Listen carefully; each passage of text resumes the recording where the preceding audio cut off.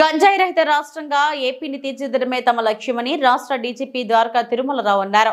అనకాపల్లి జిల్లాలో వివిధ కేసుల్లో 2022 నుండి ఇప్పటి వరకు పట్టుకున్న 34,419 కేజీల గంజాయి, 39 కేజీల లిక్విడ్ గంజాయిని పరవాడ ఫార్మాసిటీలోని కోస్టల్ వేస్ట్ మేనేజ్మెంట్ ప్రాజెక్టులో ధ్వంసం చేశారు.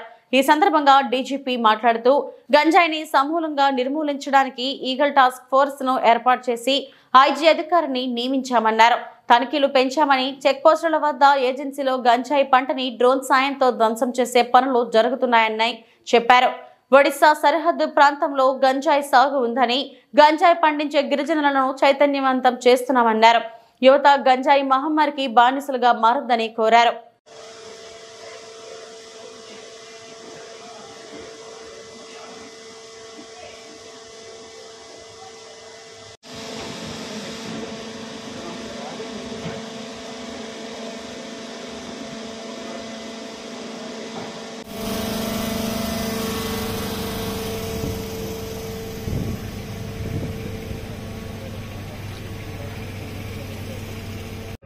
అందరికీ నమస్కారం. ఆంధ్రప్రదేశ్ రాష్ట్రాన్ని డ్రగ్స్ గంజాయి రహిత రాష్ట్రంగా చేయాలనే ఉద్దేశంతో ప్రభుత్వం ఏర్పడుతూనే ఒక కేబినెట్ సబ్ కమిటీని ఏర్పాటు చేసి 5 కేబినెట్ మంత్రుల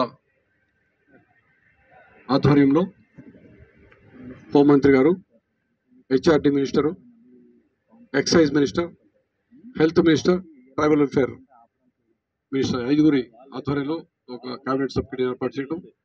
ఆ కేబినెట్ సబ్ కమిటీ అనేక దఫాలుగా స్టేక్ హోల్డర్స్ అందరితో కూడా మీటింగ్ కండక్ట్ చేయడం, ఏ విధంగా కార్యాచరణ పథకం చేయాలని చెప్పి ప్రణాళిక తయారు చేసుకోవడం. అందులో భాగంగా ఈగిల్ అనేటువంటి సంస్థని ఏర్పాటు చేయడం, దానికి ఒక ఐజీ స్థాయి అధికారిని నియమించడం, ఆయనతో పాటు ఎస్పీని ఇంకా అనేక మంది అధికారులు ఆల్రెడీ కేటాయించడం జరిగింది. వారికి ఈ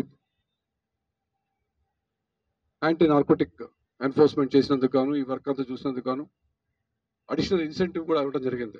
అంటే ఏ విధంగా అయితే మనం నక్సలైట్ కార్యక్రమాలని అణచివేయడానికి గ్రే హౌండ్స్ తయారు చేసుకున్నాము, ఇంతకుముందు ఎర్రచందనాన్ని కంట్రోల్ చేయడానికి రెడ్ సాండ్ టాస్క్ ఫోర్స్ తయారు చేసాం, వాళ్ళకి ఏ విధంగా అయితే ఇన్సెంటివ్ ఇచ్చాము, ఇది చాలా ప్రాధాన్యత అంశం అనే ఉద్దేశంతో ప్రత్యేకమైనటువంటి ఇంపార్టెన్స్ ఇస్తూ దీనికి ఎక్స్ట్రా అలవెన్స్ కూడా ఇవ్వడం జరిగింది, ఇన్సెంటివ్స్ ఇవ్వడం జరిగింది.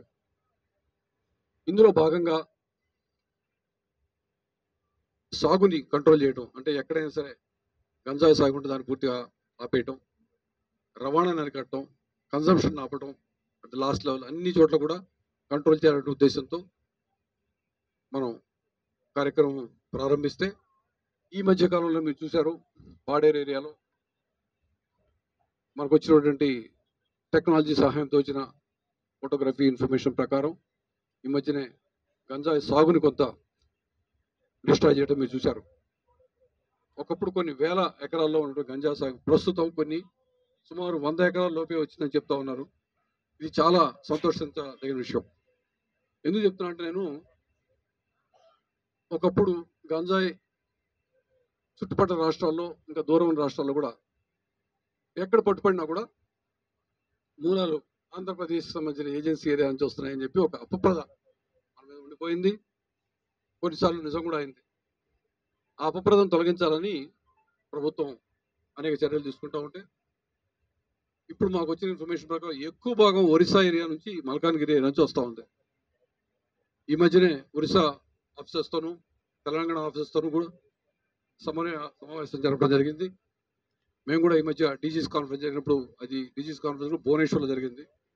ఒరిస్సా డీజీ గారితో మాట్లాడటం, తెలంగాణ డీజీ గారితో మాట్లాడడం జరిగింది.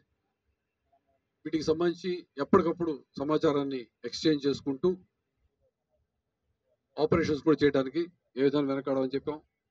ఇదే విధంగా చెన్నైలో ఈ మధ్య సదరన్ జోన్ మీటింగ్ జరిగినప్పుడు వాళ్ళందరికీ చెప్పాం, మీకు సంబంధించిన గంజాయికి సంబంధించిన ముద్దాయిలు ఎవరైనా మా రాష్ట్రంలో ఉంటే, మా రాష్ట్రానికి సంబంధించిన వాళ్ళు ఎవరు ఉంటే చెప్పండి, మేమే మీకు పట్టించేస్తాం. అంటే మాకే విధమైనటువంటి అభ్యంతరాలు లేవు. ఆల్రెడీ మీకు ఎవరైనా వాంటెడ్ క్రిమినల్స్ అది కూడా ఇస్తాం, మాకు ఎవరైనా వాంటెడ్ క్రిమినల్స్ ఉంటే మీ దగ్గర ఇవ్వండి అని చెప్పడం జరిగింది. ఆ విధంగా యాక్షన్ తీసుకుంటాం.